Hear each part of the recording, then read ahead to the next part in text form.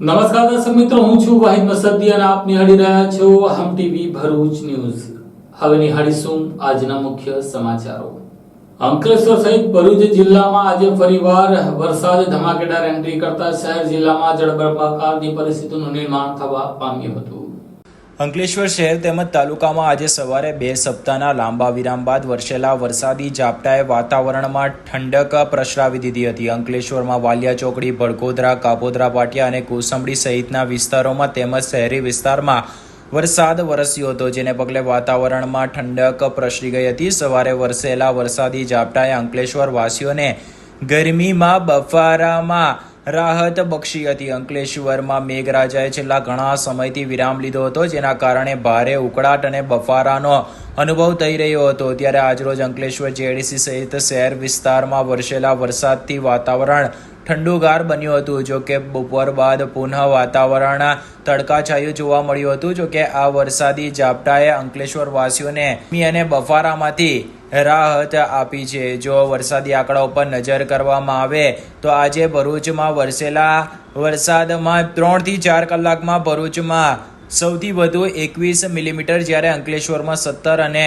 વાલિયામાં સૌથી ઓછો 13 મિલીમીટર વરસાદ નોંધાયો હતો. તો આખા મોસમના વરસાદના આંકડા પર નજર કરવામાં આવે તો નેત્રંગમાં સૌથી વધુ 1056 મીમી વરસાદ ખાબક્યો છે, જ્યારે સૌથી ઓછો આમોદમાં માત્ર 332 મિલીમીટર વરસાદ ખાબક્યો છે.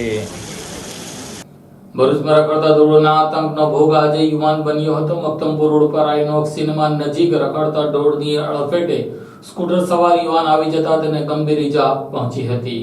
ભરૂચમાં રખડતા ઢોરનો આતંક જોવા મળી રહ્યો છે. આજે જાડેશ્વર રોડ ઉપર રખડતા ઢોરના અડફેટે મોપેડ ચાલક આવી જતા અકસ્માત સર્જાયો હતો, જેમાં તેમને માથાના ભાગે ગંભીર ઈજા પહોંચતા તેમને તાત્કાલિક સારવાર અર્થે ખસેડવામાં આવ્યા હતા. ભરૂચમાં રખડતા ઢોરનો છેલ્લા ઘણા સમયથી આતંક જોવા મળી રહ્યો છે. શહેરના માર્ગો પર અડીંગો જમાવીને બેસતા રખડતા ઢોરોના કારણે ટ્રાફિક જામની સમસ્યા સર્જાતી હોય છે. તો જ્યારે બે આકલાઓ બાકડતા હોય ત્યારે પણ લોકોના જીવ અદ્ધર થઈ જતા હોય છે. આજે ભરૂચ શહેરના જાડેશ્વર રોડ ઉપર એક મોપેડ ચાલક પસાર થઈ રહ્યા હતા, જે દરમિયાન તેઓ રખડતા ઢોરની અડફેટે આવી જતા રોડ પર પટકાયા હતા. રોડ પર પડતા તેમને માથાના ભાગે ગંભીર ઈજા પહોંચી હતી. તેઓને તાત્કાલિક 108 એમ્બ્યુલન્સની મદદથી સારવાર અર્થે ખસેડવામાં આવ્યા હતા. ત્યારે હાલ તો તેઓને ઓછી વધતી ઈજા પહોંચતા મોટી હોનારત થતા પડી હતી. જોકે ભૂતકાળમાં અનેક વખત રખડતા ઢોરોની અડફેટે કેટલાક નિર્દોષ લોકોના જીવ ગયા છે, તો કેટલાક ગંભીર રીતે ઈજાગ્રસ્ત પણ થયા છે. ત્યારે કોઈકના મહામૂલા જીવનો પ્રશ્ન હોય, તંત્ર દ્વારા રખડતા ઢોરોને પાંજરે પૂરવામાં આવે અને પશુપાલકોને સાથે સંકલન કરીને બેઠકો યોજી તેઓ પોતાના પશુઓને રોડ પર રખડતા ન છોડે તે માટે તાકીદે પગલાં ભરવામાં આવે તે પણ જરૂરી છે. અત્રે ઉલ્લેખ કરવો રહ્યો કે ભરૂચ અને અંકલેશ્વરમાં નગરપાલિકા દ્વારા તાજેતરમાં જ કેટલાક ઢોરોને પકડીને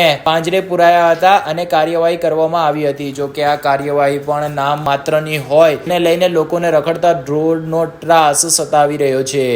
અંકલેશ્વરના પિરામણ ગામ નજીક આવેલા ખાનગી મચ્છી તળાવમાં પ્રદૂષિત પાણી મિશ્રિત થઈ જવાથી તળાવના માછલાઓના મોત થતા મચ્છીપાલન કરનારને મોટું આર્થિક નુકસાન થતા તેણે જીપીસીબીને જાણ કરતા જીપીસીબીએ નમૂના લીધા છે.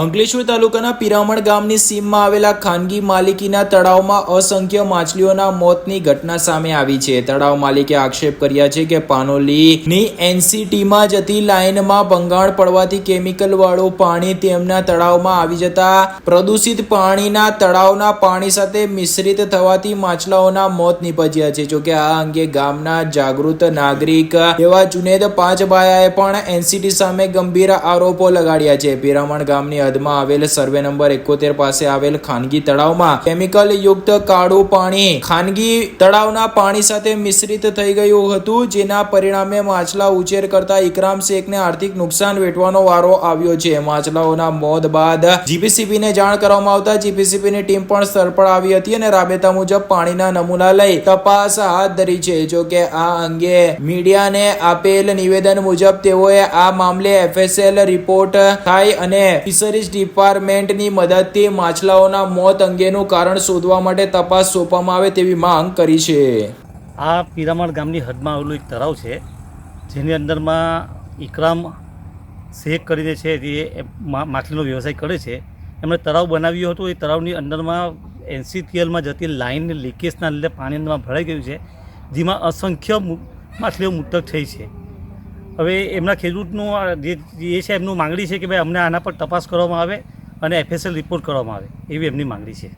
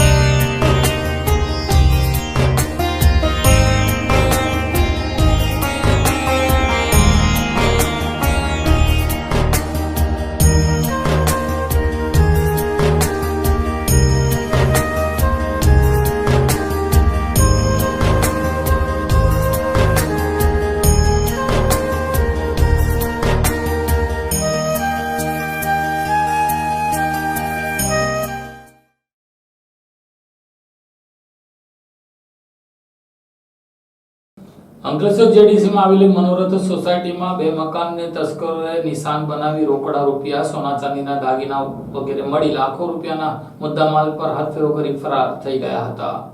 અંકલેશ્વર જેડીસી વિસ્તારમાં આવેલ સોસાયટીના 2 બંધ મકાનનું તાળું તોડી તસ્કરોએ સોના ચાંદીના દાગીના સહિત રોકડા રકમની ચોરી કરીને પલાયન થઈ ગયા હતા. અંકલેશ્વર જેડીસીમાં આવેલા મનોરથ સોસાયટીના 2 બંધ મકાનોને તસ્કરોએ નિશાન બનાવી લાખોના મત્તાની ચોરી કરીને પલાયન થઈ ગયા હતા. સોસાયટીના રહીશ જયેશ કુમાર સાપલીન નો પરિવાર 2 દિવસોથી સંબંધીની ઉત્તર ક્રિયા અર્થે ભરૂચ ગયો હતો. તે દરમિયાન તેમનો બંધ મકાનનું તાળું તોડીને તસ્કરોએ તિજોરી તોડી તેમાંથી સોના ચાંદીના દાગીના તેમજ અંદાજિત રૂપિયા 10 થી 15 હજાર રોકડા રકમની ચોરી કરીને પલાયન થઈ ગયા હતા. જ્યારે સોસાયટીમાં જ આવેલ અન્ય 4 નંબરના મકાનને પણ તસ્કરોએ નિશાન બનાવ્યું હતું અને ઘરમાં રહેલ રોકડા અને સોના ચાંદીના ઘરેણાની ચોરી કરીને ફરાર થઈ ગયા હતા. બંને બનાવ અંગે મકાન માલિકોએ તાત્કાલિક ધોરણે પોલીસને જાણ કરી હતી, જેને પગલે જેડીસી પોલીસે ડોગ સ્ક્વોડ સહિતની ટીમની મદદ મેળવી ઘટના સ્થળે પહોંચી વધુ તપાસ આરંભી છે. સાથે જ નજીકના વિસ્તારોમાં કોઈ જગ્યાએ સીસીટીવી ફૂટેજ લાગેલા હોય તો તેને પણ ખંખોળવાની કોશિશ આરંભી છે. જો કે ઇસ્ટેટમાં વધતા જતા ચોરીના બનાવને પગલે લોકોમાં ચિંતાનું મોજું ફરી વળ્યું છે. ત્યારે એક જ રાતમાં એક જ સોસાયટીના 2 બંધ મકાનોમાં થયેલ ચોરીના બનાવને પગલે લોકો પણ ચિંતિત બન્યા છે. અત્રે ઉલ્લેખ કરવો રહ્યો કે હવે એક બાદ એક તહેવારો આવી રહ્યા છે અને તહેવારોમાં મોટા ભાગે લોકો પોતાના મકાનો બંધ કરીને વતન તરફ તહેવારોની ઉજવણી અર્થે જતા હોય છે. તેવામાં તસ્કરોને આવા તહેવારો દરમિયાન મોકળું મેદાન મળી જતું હોવાનું ભૂતકાળમાં વધતી ચોરી પરથી સપાટી પર આવ્યું છે. ત્યારે આ તહેવારો દરમિયાન પોલીસ દ્વારા પેટ્રોલિંગમાં વધારો કરવામાં આવે તેવી સ્થાનિકોની માંગ છે. ભરૂચ જિલ્લા કોંગ્રેસ સમિતિ દ્વારા સ્વર્ગીય રાજીવ ગાંધીની 80મી જન્મ જયંતિ નિમિત્તે પુષ્પાંજલિ અર્પણ કરી હતી. ભારત દેશના પૂર્વ વડાપ્રધાન સ્વર્ગીય રાજીવ ગાંધીની 80મી જન્મ જયંતિની ભરૂચ જિલ્લા કોંગ્રેસ કાર્યાલય ખાતે જિલ્લા પ્રમુખની ઉપસ્થિતિમાં તેમની તસવીર ઉપર પુષ્પાંજલિ અર્પી તેમના કાર્યોને યાદ કર્યા હતા. ભરૂચ જિલ્લા કોંગ્રેસ સમિતિ દ્વારા પૂર્વ વડાપ્રધાન એવા સ્વર્ગીય રાજીવ ગાંધીની 80મી જન્મ જયંતિ નિમિત્તે કોંગ્રેસ કાર્યાલય ખાતે પુષ્પાંજલિ અર્પણ કરતા કાર્યક્રમ જિલ્લા પ્રમુખ રાજેન્દ્રસિંહ રાણાની ઉપસ્થિતિમાં યોજાયો હતો. આ પ્રસંગે તેમણે સ્વર્ગીય રાજીવ ગાંધીએ દેશ માટે આપેલ બલિદાનને યાદ કર્યા હતા. તેઓએ માતાના નકશે કદમ પર ચાલીને પોતાનું જીવન દેશની સેવામાં સમર્પિત કરી દીધું હોવાનું જણાવ્યું હતું. તો રાજીવ ગાંધી એ દેશને વિશ્વની અંદર સ્પેસ ક્ષેત્રે અને ઇન્ફોર્મેશન ટેકનોલોજી ક્ષેત્રે દેશનું નામ વધાર્યું હતું. મોબાઈલ ટેકનોલોજી માટે પણ સિંહ ફાળો રાજીવ ગાંધીનો રહ્યો છે. રાજીવ ગાંધીની જન્મ જયંતિ નિમિત્તે શહેર પ્રમુખ હરીશભાઈ પરમાર, અરવિંદભાઈ દોરાવાલા, જુબેરભાઈ પટેલ, જયકાંતભાઈ પટેલ સહિત કોંગી આગેવાનો અને કાર્યકરો ઉપસ્થિત રહીને રાજીવ ગાંધીને પુષ્પાંજલિ અર્પણ કરી હતી. અંકલેશ્વર જેડીસી પોલીસે સારંગપુરના મંદિર નજીક જાહેરમાં જુગાર રમતા 6 શકુનીઓને ઝડપી પાડી 2.5 લાખનો મુદ્દામાલ કબજે કર્યો હતો. અંકલેશ્વરના સારંગપુર ગામના મંદિર નજીક જાહેરમાં પત્તાપાનાનો જુગાર રમતા જુગારિયાઓને જેડીસી પોલીસે રંગે હાથે ઝડપી પાડી કાયદેસરની કાર્યવાહી હાથ ધરી છે. પ્રાપ્ત મળતી વિગતો મુજબ અંકલેશ્વરના સારંગપુર ગામના વેરાઈ માતાજીના મંદિર પાસે ખુલ્લી જગ્યામાં ગોળ કુંડાળો વળીને પત્તાપાના વડે હાર જીતનો જુગાર રમતા જુગારિયાઓ બાબતે અંકલેશ્વર જેડીસી પોલીસને બાતમી મળતા પોલીસ ટુકડી ઘટના સ્થળે દોડી ગઈ હતી અને ઓચિંતી રેડ કરતા ખેલીઓમાં દોડધામ મચી જવા પામી હતી. પોલીસે ઘટના સ્થળેથી 6 જેટલા જુગારિયાઓને ઝડપી પાડ્યા હતા, જ્યારે 5 જેટલા જુગારિયાઓ પોલીસને ચકમો આપીને ફરાર થવામાં સફળ રહ્યા હતા. પોલીસે પકડી પાડેલ આરોપીની અંગઝડતીમાંથી રોકડા રૂપિયા 2251 તથા દાવ પરના રોકડા રૂપિયા 4590 મળીને કુલ રોકડા રૂપિયા 27100 તેમજ મોબાઈલ ફોન નંગ 5 જેની કિંમત રૂપિયા 25,000 તથા વાહન નંગ 5 જેની કિંમત રૂપિયા 1,35,000 મળીને કુલ 1,87,100 નો મુદ્દામાલ સાથે તમામની જુગાર ધારા અંતર્ગત અટકમાં લેવામાં આવી હતી. પોલીસે સારંગપુર ગામના રહીશ એવા સચિન પ્રકાશ દોશી, અલ્પેશ બાલુ પટેલ, સુમિત ગુમાન પટેલ, જીતેન્દ્ર પ્રતાપ પટેલ, રણજીત વસાવાની અટકાયત કરી હતી, જ્યારે પ્રતિક મુકેશ પટેલ, અક્ષય રાજેશ પટેલ, પરેશ નાથુ પટેલ, મનીષ ઉર્ફે મલ્લો કાલિદાસ વસાવા અને જગ્ગુ વસાવા ફરાર થઈ જતા તેમને વોન્ટેડ જાહેર કરવામાં આવ્યા છે.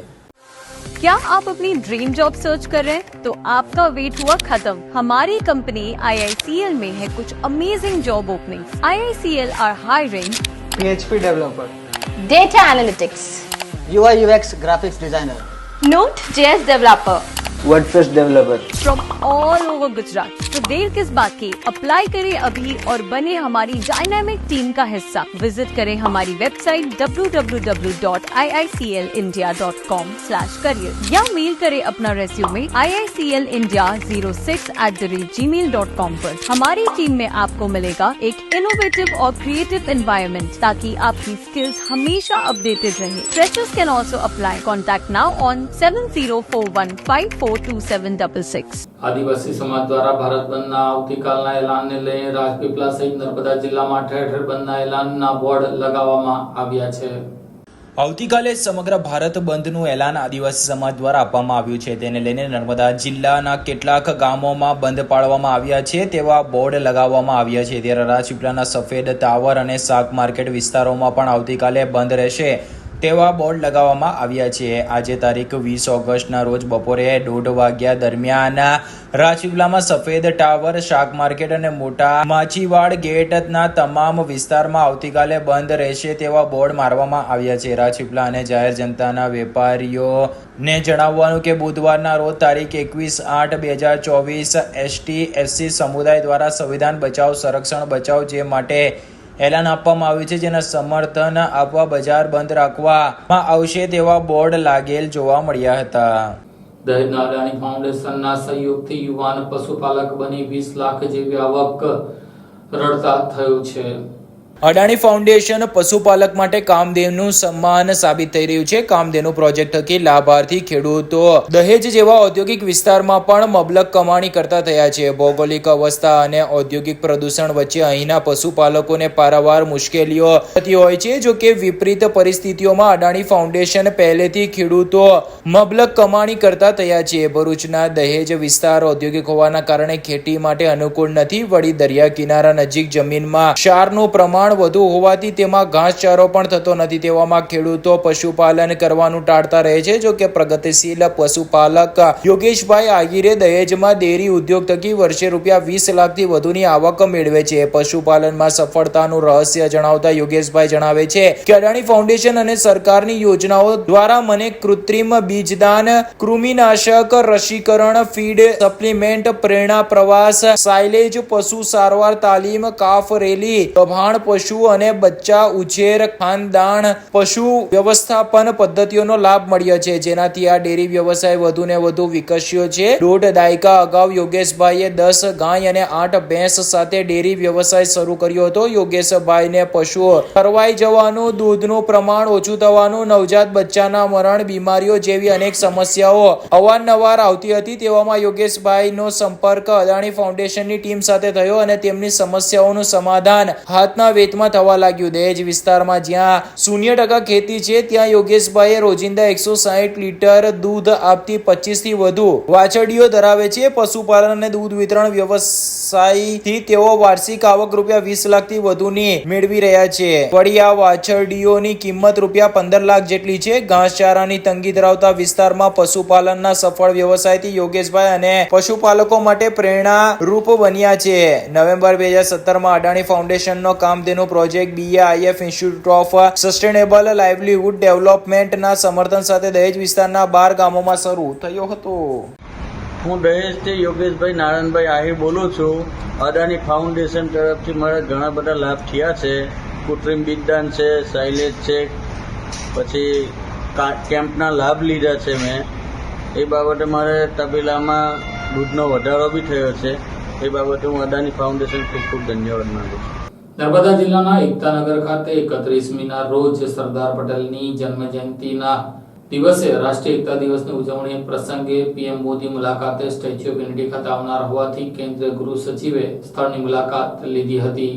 આગામી 31મી ઓક્ટોબર 2024ના રોજ સરદાર પટેલની જન્મજયંતિના પ્રસંગે વિશ્વની સૌથી મોટી પ્રતિમા સ્ટેચ્યુ ઓફ યુનિટીના પ્રાકૃતિક સાનિધ્યમાં ભારતની એકતા અને અખંડિતતાના શિલ્પી સરદાર વલ્લભભાઈ પટેલની જન્મજયંતિએ દર વર્ષે વડાપ્રધાન નરેન્દ્ર મોદી પધારતા હોય છે, ત્યારે રાષ્ટ્રીય એકતા પરેડની ભવ્ય ઉજવણી દર વર્ષે કરવામાં આવે છે. તે પૂર્વ પ્રાથમિક સ્થળ નિરીક્ષણના ભાગરૂપે એકતાનગર ખાતે કેન્દ્રીય ગૃહ સચિવ અજયકુમાર ભલ્લા એકતાનગરના આંગણે BSF હેલિકોપ્ટર મારફતે પધાર્યા હતા અને સમગ્ર રૂટનું નિરીક્ષણ કર્યું હતું. અજયકુમાર ભલ્લાએ ઉજવણી સંદર્ભે પ્રાથમિક સ્થળ નિરીક્ષણ કરીને રાજ્યના વરિષ્ઠ અધિકારીઓ સાથે રાષ્ટ્રીય એકતા પરેડ અને સાંસ્કૃતિક કાર્યક્રમો સંદર્ભે સંયુક્ત બેઠક યોજીને રચનાત્મક સૂચનો કર્યા હતા. પરેડ સંદર્ભે મંતવ્યો વિચારોની આપલે બાદ ભલ્લાએ પરેડ ગ્રાઉન્ડ અને નિર્માણધીન વોકવેનું નિરીક્ષણ કર્યું હતું. ઉપરાંત વેલી ઓફ ફ્લાવરની મુલાકાત લીધી હતી. કેન્દ્રીય ગૃહ મંત્રાલયના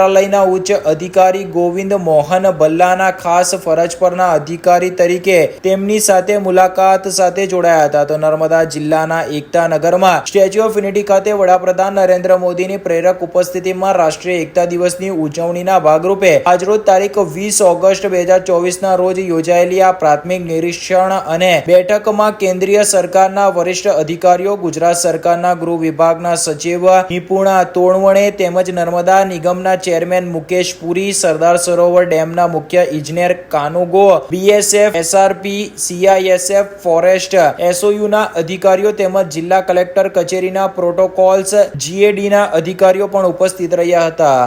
આ સાથે MTV ભરૂચના સમાચાર પૂર્ણ થાય છે. આવતીકાલે ફરી મળીશું. ત્યાં સુધી રજા આપશો. નમસ્કાર.